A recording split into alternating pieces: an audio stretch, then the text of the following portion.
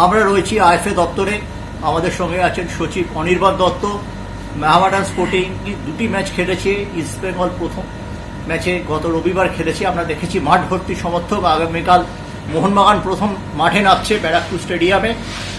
কলকাতার দিক এক অর্থে কিন্তু দর্শক উপস্থিতির নিরিখে জমে উঠেছে, কিন্তু তার মাঝে একটা ব্যাপার একটু আমাদের ভাবাচ্ছে যে রেফারিং নিয়ে কিছু প্রশ্ন উঠেছে। যদিও আইএফএ রেফারিংদের ট্রেনিং দেওয়ার জন্য বিশেষ ব্যবস্থা করেছিলেন, জাপান থেকে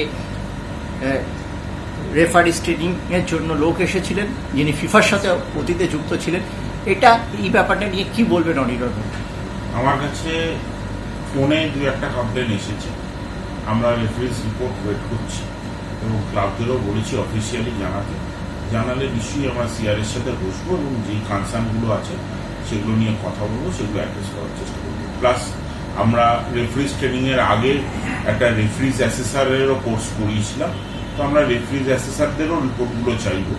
সেই রিপোর্টগুলো মিলিয়ে দেখে তবেই এটা নিয়ে কথা বলতে পারবো। কারণ রেফারিস অ্যাসেসাররা মাঠে থাকছে, তারা দেখছে রেফারিরা কিরকম খেলাচ্ছে এবং রেফারিং এর মান নির্ধারণ করার জন্য আপনারা জানেন যে আমাদের যে ডিরেক্টর রয়েছে সুরেশ, উনি নিজে এসে এই কোর্সটা করিয়ে গেছেন আমাদের সব রেফারিস অ্যাসেসারদের।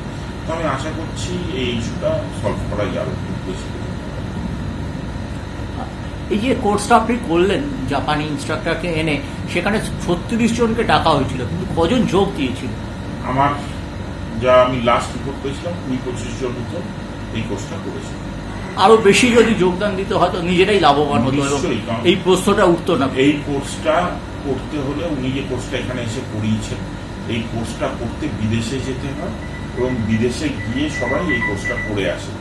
সেই কোর্সটা আমি চেষ্টা করেছিলাম আমাদের রেফারিদের কাছে নিয়ে আসা, যতজন পেরেছেন। যদিও হয়তো একটু শর্ট টাইমে নোটিশ গেছিল পুরো ব্যাপারটা ফাইনালাইজ করিয়ে, তো যতজন করেছে আমি দৃঢ় বিশ্বাসী যে তারা অনেক কিছু শেখার সুযোগ পেয়েছে এবং আগামী দিনে আমাদের প্রচেষ্টা থাকবে রেফারিং এর মান আরো তুলে ধরা।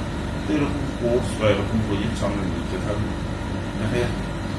এবার আইএফএ স্পন্সর পেয়েছে কলকাতা লিগের জন্য, একটি সংস্থা এগিয়ে এসেছে। সবকটা অংশগ্রহণকারী ক্লাবকেই আপনি চিঠি দিয়েছিলেন যে সেই সংস্থার লোগো পড়ার জন্য, কিন্তু সাচির লোগো অনেক ক্লাব পড়ছে, অনেক ক্লাব পড়ছে না।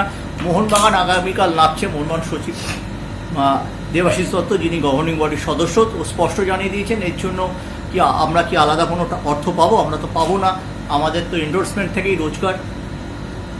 এক নম্বর হলো স্রাচি স্পন্সর নয়, স্রাচি কমার্শিয়াল পার্টনার, এবং কোনো স্পন্সরের লোগো করার কথা আমরা বলিনি।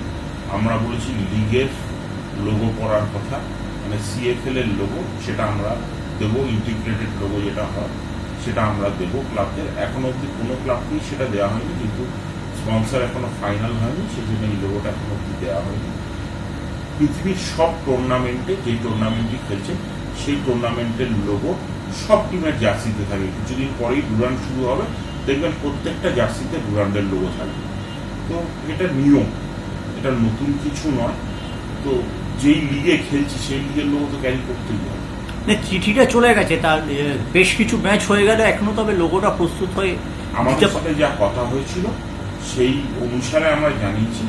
স্রাচি স্পোর্টস স্পন্সরশিপের জন্য কথা চলছে ওদের বিভিন্ন কোম্পানির সাথে।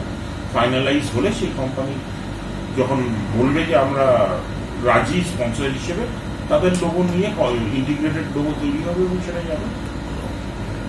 আজকেও বেশ কিছু মানুষ আমরা দেখেছি গতকাল ব্যারাকপুর স্টেডিয়ামে, সবাই কিন্তু উত্তেজিত 13 জুলাইয়ের ডার্বি নিয়ে। এই কোনো আপডেট আছে? 13 জুলাই অলরেডি আমি আগেও জানিয়েছি, আমরা গভর্নমেন্টকে স্টেডিয়ামের জন্য জানিয়েছি, পুলিশের কাছেও পারমিশন চেয়েছি। এর মধ্যে শিগগিরই আমার হয়তো পুলিশের সাথে মিটিংও হয়ে যাবে। পুলিশের এনওসি পেলে এবং স্টেডিয়ামটার পারমিশন আমরা পেলে তখন আবার জানাতে পারবো আমরা কিভাবে। আইএফএর দৈনন্দিন কাজকর্ম, প্রচুর ম্যাচ বেড়েছে। একজন এক্সিকিউটিভ সেক্রেটারির কথা আমরা শুনছিলাম নিয়োগের, সেটা যদি আজকে আমাদের জিবি মিটিং ছিল। জিবি মিটিংয়ে আপনার সুফল রঞ্জন গিরিকে জিবি থেকে এক্সিকিউটিভ সেক্রেটারি হিসেবে মনোনীত করেছে। আর জিবিতে আর কি ছিল?